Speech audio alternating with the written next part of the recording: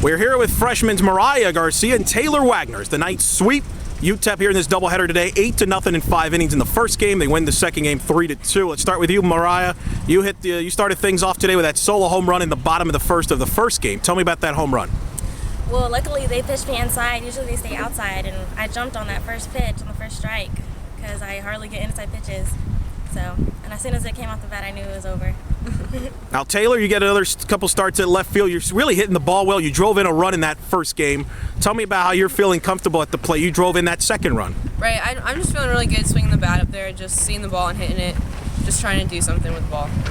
How good did it feel for you guys to get those 8 runs in that first game and really get comfortable at the plate and get some runs for a change? Oh, yeah, I feel real good because we haven't been having any wins, and people have been real nervous lately.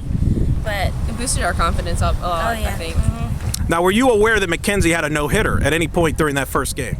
No, I was not. You did? Wait, right after the game? Right after the game. Right after the game. All right, so nobody knew. So you kept it hush. That's good. That was the unwritten rule, right? You don't talk to the pitcher. Don't talk about the Fair enough. That's what I was kind of curious about. Now, the second game, you had a battle in your hands, big back and forth, but then Farrah wins it with the walk-off base hit. But talk about how big it was to win that close game. We'll start with you, Taylor. It was big because, now we can win the series and just keep rolling, keep winning, just keep our confidence up.